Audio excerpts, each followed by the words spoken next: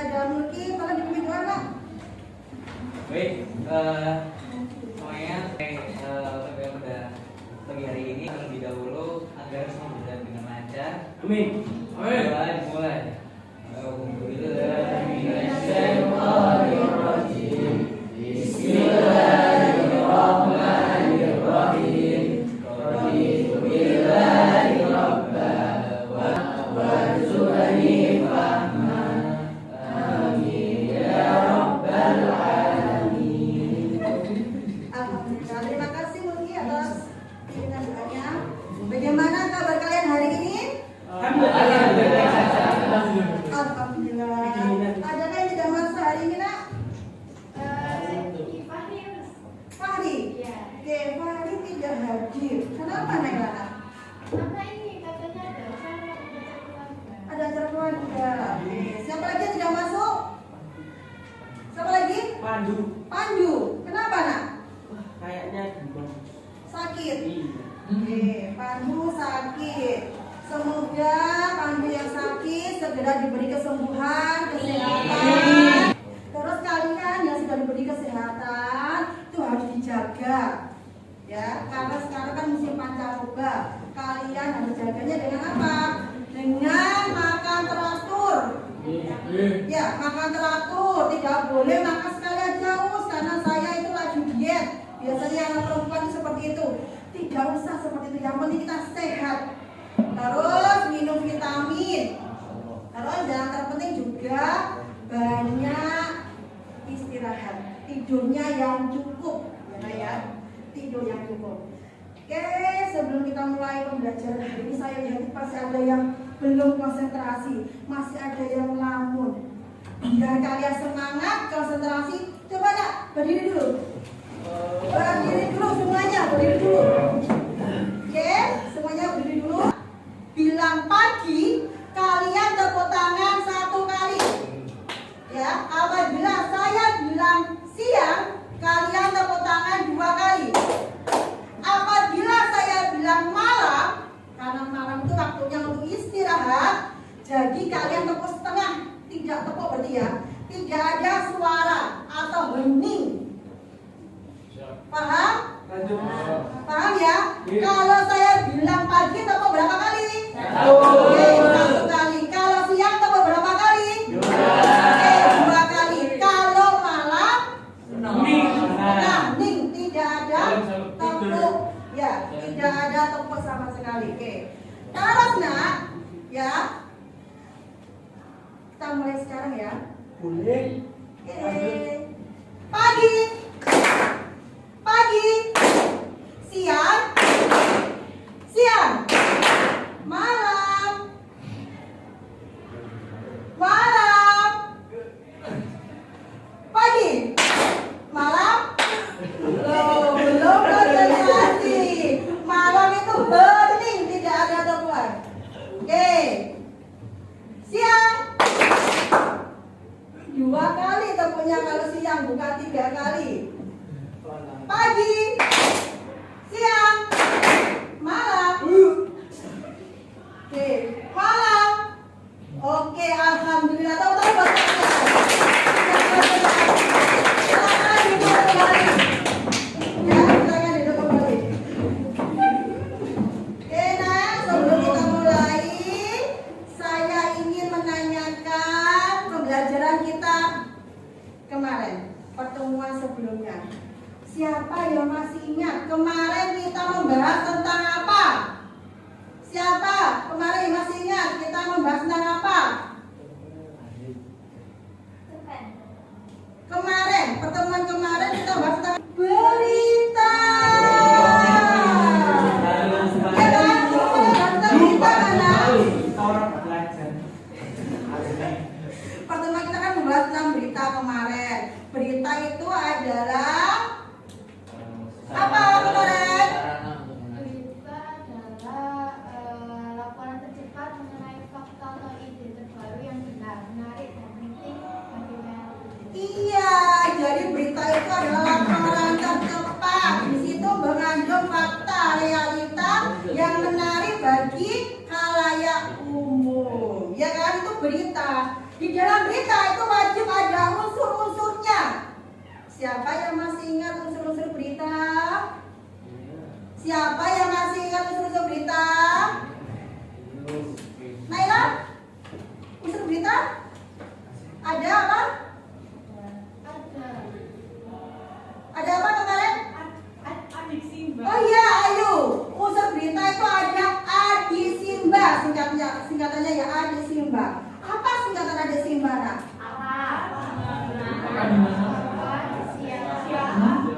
Mengapa bagaimana? Mengapa? Adisimba. A-nya adalah apa? D-nya mana? K-nya kapan? C-nya siapa? Bagaimana? Ya, jadi di situ kemarin kita sudah bahas bahwa dalam berita itu unsur-unsurnya ada 6. Kalau kita biasanya mengenalnya dengan Adisimba, kalau dalam bahasa Inggrisnya 5W 1 Oke, sekarang nak, sebelum kita mulai pembelajaran hari ini, kalian sudah saya beri linknya ya untuk tes diagnostik, ya kan? Dimana sudah saya kasih linknya untuk tes diagnostik. Kalian buka di grup WA yang sudah ibu berikan itu, kalian buka. Di tes itu silakan kalian kerjakan, ya. Soal di tes itu silakan kalian kerjakan. Iya. Tes diagnostik ya. Oke, nah kalian kerjakan semampu kalian. Yang diagnostik. Diagnostik itu ada salah.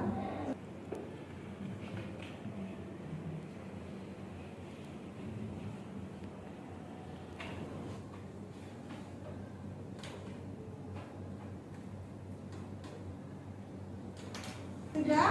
Sudah. Oke, kalau sudah, sekarang Ustazah ingin tanya. Karena di sini kita akan bahas tentang unsur pembangun cerita pendek. Siapa sih di antara kalian semua ini yang sudah pernah membaca cerpen? Siapa? Adakah kalian sudah baca cerpen? Siapa? Aida. Oke. Sudah pernah baca cerpen, Nak? Sudah. Apa nak judulnya, Nak? Judulnya Burung Pipit. Burung Pipit. Itu ceritanya bagaimana, Nak? Cerita tentang seorang anak laki-laki yang menangkap burung pipit kemudian dibebaskan untuk menghargai aktivitas. Oh, jadi dia sebenarnya suka dengan burung pipit, terus menangkapnya, tetapi Kemudian dia merasa seolah-olah bagaimana jika dirinya yang dikurung dan merasa kehilangan aktivitas kebebasan seperti burung pipit tersebut. Akhirnya si anak laki-laki merasakan iba dan kasihan kemudian dilepaskan burung pipit tadi. Oke, siapa lagi yang pernah membaca cerpen? Rania? Pernah membaca cerpen mengenai persahabatan bunga matahari. Sahabatan bunga matahari. Jadi persahabatan itu mengisahkan seorang anak perempuan yang namanya Vina sama Lina. Kedua perempuan ini memiliki latar belakang keluarga yang berbeda. Yang satu memiliki keluarga yang mirip dari kelas atas, yang Tidak dari finansialnya ya, dari finansialnya, dari materinya, yang penting dari bagaimana ketulusannya, bagaimana tadi sahabatnya tulus memberikan kesukaannya kepada si Bina yang ulang tahun tadi. Ya. Oke. Dari dua teman kalian tadi yang sudah pernah membaca cerpen, yang satu tentang kisah burung pipit, yang satunya tentang persahabatan, ya kan? Itu kalian pasti dapat mengerti apa sih sebenarnya manfaat dari membaca cerpen tadi. Siapa yang tahu? Oke, Devira. Manfaatnya? Manfaatnya saya dapat inspirasi dari tokohnya. Iya, inspirasi. Jadi kamu dapat ngerti ya, seperti tadi persahabatan ya kan, dua anak tadi. Jadi tokohnya di situ berarti kamu tahu karakternya, ya kan? Karakter antara si Vina sama si Rina tadi. Bagaimana mereka tidak melihat dari materi, tetapi dia itu melihat dari ikan. Berarti di situ karakter tokohnya apa, Nak? Berarti karakter tokohnya. Berarti dia berkarakter apa, Nak? protagonis. Protagonis. pada pertemuan kali ini kita akan membahas unsur pembangun dari cerpen. Di sini sebelum kita memulai pembelajaran, Ustazah ingin memberitahukan bahwa tujuan dari pembelajaran hari ini adalah, silakan Farah dibaca ya keras. Tujuan pembelajaran: 1. Peserta didik mampu mengidentifikasi unsur intrinsik cerpen. 2. Peserta didik mampu mengidentifikasi unsur ekstrinsik cerpen. Oke, jadi nak, dalam pembelajaran hari ini kalian akan mendapatkan dua pengetahuan, yaitu dapat mengidentifikasi unsur intrinsik di dalam cerpen, dan yang kedua dapat mengidentifikasi unsur ekstrinsik di dalam cerpen. Terus apa sih itu cerpen? Cerpen itu nak adalah singkatan dari cerita pendek yang merupakan bentuk prosa naratif. Isi dari cerita pendek cenderung padat dan langsung pada tujuannya, tidak seperti novel. Kalau novel itu panjang, berseri-seri, sehingga kalau novel ada istilahnya sekali dapat dibaca dalam sekali duduk karena tidak memerlukan waktu yang panjang. Nah, di dalam cerpen itu seperti saya bilang tadi ada dua unsur di situ, unsur intrinsik dan unsur ekstrinsik. Apa sih unsur intrinsik itu? Namanya aja in berarti dari dalam. Jadi unsur intrinsik adalah unsur pembangun cerpen yang berasal dari dalam cerpen itu sendiri. Jika diibaratkan bangunan, maka unsur intrinsik adalah komponen-komponen bangunan tersebut. Jika salah satu unsur tidak ada, maka tidak disebut dengan cerpen. Nah, komponen itu apa saja? Komponen-komponen atau unsur-unsur intrinsik itu ada 7, yaitu pertama adalah tema, tokoh atau penokohan, alur cerita, latar, gaya bahasa, sudut pandang, dan amanat. Jadi unsur intrinsik dalam cerpen juga ada unsur ekstrinsik. Apakah unsur ekstrinsik itu? Unsur ekstrinsik adalah unsur-unsur yang berada di luar karya sastra itu sendiri. Tetapi secara tidak langsung unsur ini sangat mempengaruhi proses pembuatan cerita pendek. Di dalam unsur ekstrinsik itu ada beberapa hal masyarakat yang meliputi faktor lingkungan masyarakat sekitar yang mempengaruhi penulis dalam membuat cerita pendek. Yang kedua, latar belakang penulis.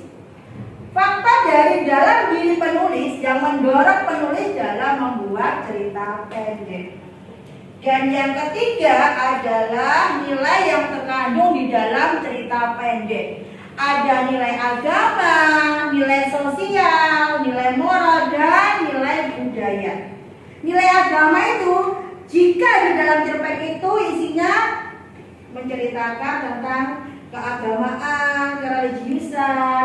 Kalau nilai sosial di dalam cerpen laku atau tingkah laku dari tokoh-tokoh dalam cerpen. Sedangkan nilai budaya isinya itu di situ ada tradisi, kebiasaan, adat istiadat di dalam cerpen tersebut.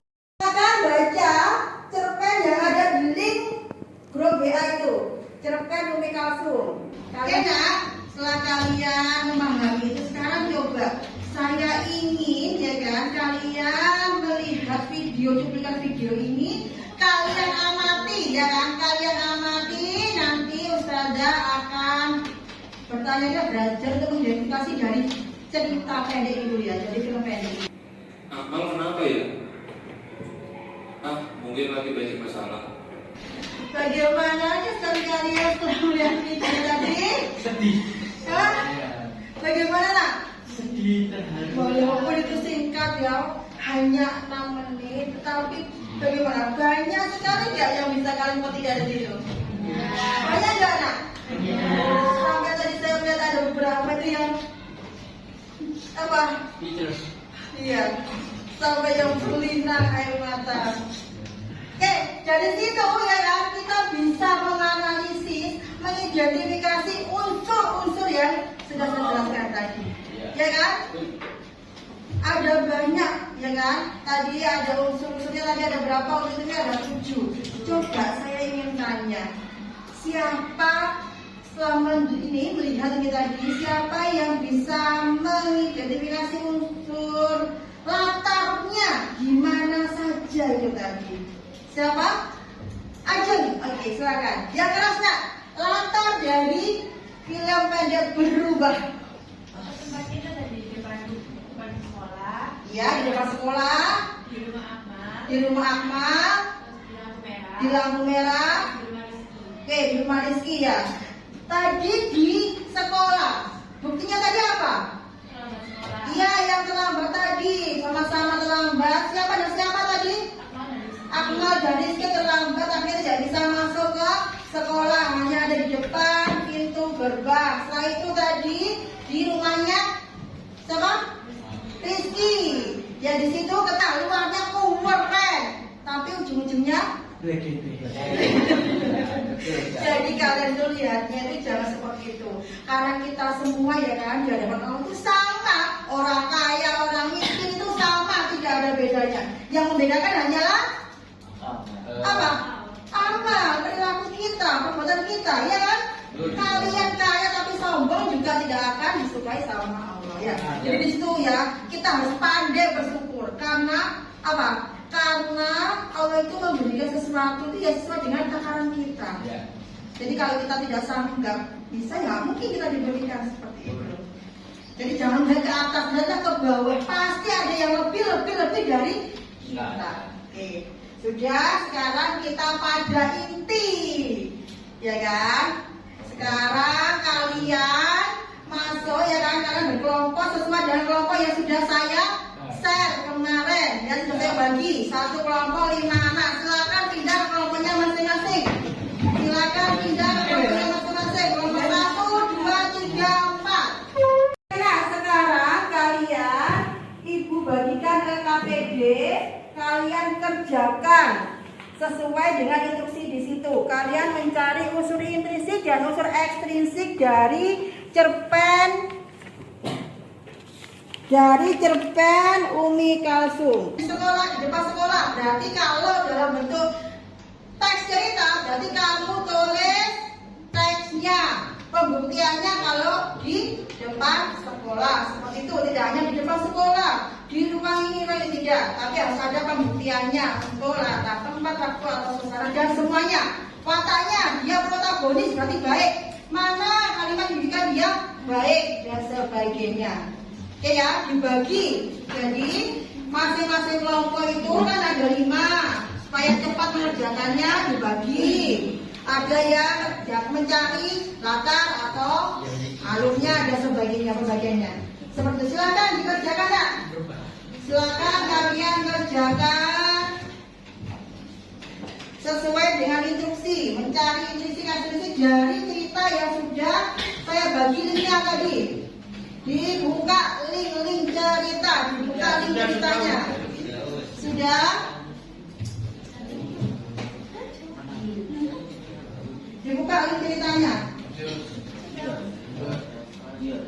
Link ceritanya dibuka nak. Mana link ceritanya? Gimana? Link ceritanya, yang ceritanya.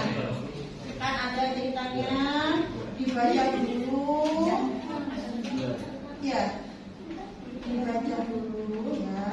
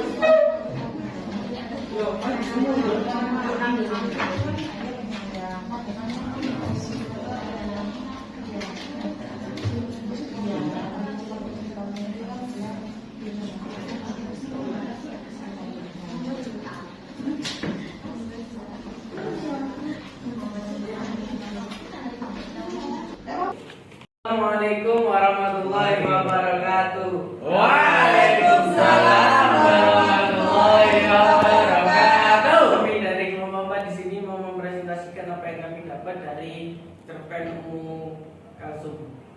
Yang pertama, temanya ayah yang kejam dan biadab. Nomor 2, tokoh dan penokohan. Yang pertama ada aku, yang kedua Ummi Kalsum, yang ketiga Haji Kabrani, yang keempat Zainab, kelima Ikhwan. Yang ketiga alur yang digunakan yaitu alur maju karena ceritanya dari masa kini ke masa yang akan datang.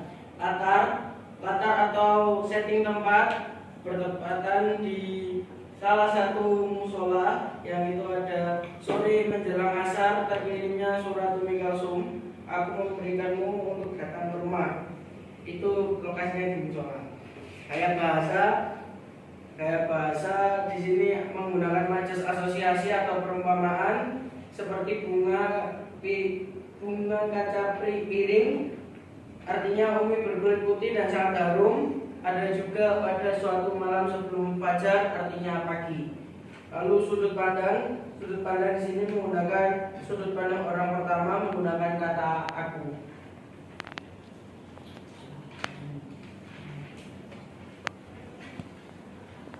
Terus kemudian ada unsur ekstrinsipnya, nilai yang terkandung dalam cerpen. Nilai-nilai yang terkandung dalam cerpen Ummi Kalsum yaitu nilai agama. Oleh pengaruh agama dan adat kami yang kuat, jarang terjadi perhubungan antara laki-laki dan perempuan. Di kampungku kalau diantaranya bukan keluarga sendiri atau yang sudah dekat dan diketahui oleh orang tua masing-masing seperti halku dengan Zainab. Mungkin sebelum tutup ada yang ingin menambahkan sesuatu. Silakan yang memberi tanggapan tambahan dari kelompok ini. Saya mau menambahkan untuk yang di unsur ekstrinsik, Mas. Untuk nilai yang terkandung dalam cerpen itu kurang satu, Mas. Untuk nilai sosial dalam cerpen Ummi Kalsum bahwa ada nilai sosial yang terkandung di dalamnya, yaitu mereka merasa kasihan atau iba kepada Haji Tabrani. Walaupun Haji Tabrani sudah melakukan kesalahan, tetapi tidak menghukumnya karena mereka tahu hukuman yang diperbuat oleh manusia akan dibalas oleh Allah Subhanahu wa taala, bukan oleh sesamanya. Bukti nilai sosialnya adalah Haji Tabrani semestinya dikasihani karena setidaknya ia akan dihadapkan pada bayangan ketakutan selama hidupnya, begitu. Baik, terima kasih untuk evaluasinya dan akan menambahkan lagi. Mungkin ada dari teman-teman yang lain. Baik, jika tidak ada saran lagi dari teman-teman, bisa kami tutup. Sekian dari kami. Wassalamualaikum warahmatullahi wabarakatuh. Waalaikumsalam warahmatullahi wabarakatuh. Terima kasih kepada semua kelompok yang sudah memberi masukan, sanggahan sehingga jawaban kelompok yang lainnya lebih sempurna lagi. Karena silakan LKPD-nya dikumpulkan. Tugas kelompok kalian tadi dikumpulkan, sudah selesai semua? Sudah. Oke, dikumpulkan.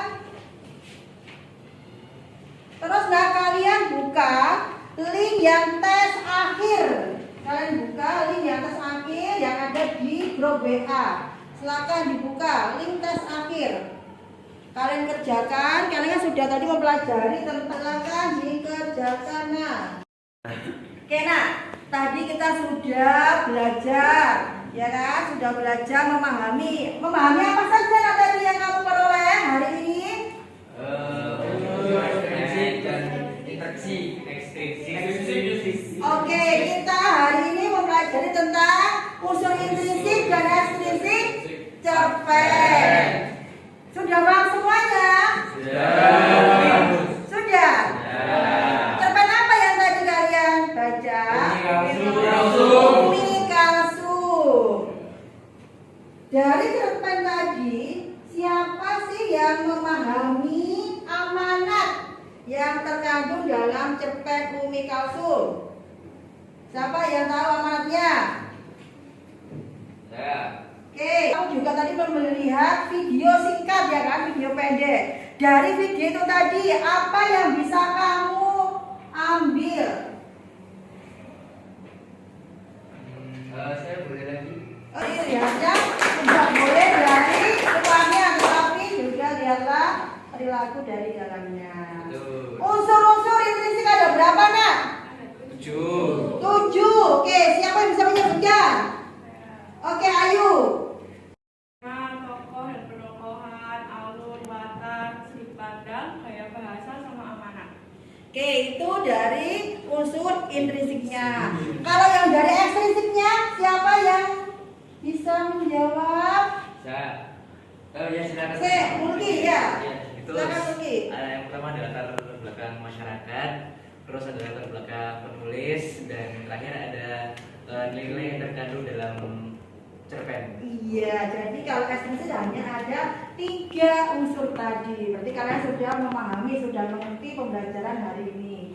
Bagi kalian yang belum aktif tadi ya kan, yang belum berani berbicara, untuk pertemuan berikutnya silakan lebih aktif lagi. Agar apa? Agar kalian terbiasa berbicara di depan umum. Karena banyak sekali manfaatnya itu. Oke. Terus pembelajaran minggu depan itu adalah kita membahas tentang cara menulis cerpen. Jadi tolong kalian pelajari langkah-langkah yang harus kalian lakukan sebelum menulis cerpen, agar cerpen yang kalian hasilkan itu lebih baik lagi. Sebelum kita akhiri pembelajaran hari ini, alangkah baiknya kita tutup pembelajaran hari ini dengan berdoa agar manfaatnya itu bisa buat kita semua. Jadi agar pembelajaran hari ini bisa bermanfaat bagi kita semua, kita agar ilmu kita yang kita dapat ini bermanfaat, mari kita ucapkan hamdalah terlebih dahulu dan juga doa kafaratul majelis. Alhamdulillahirabbil alamin.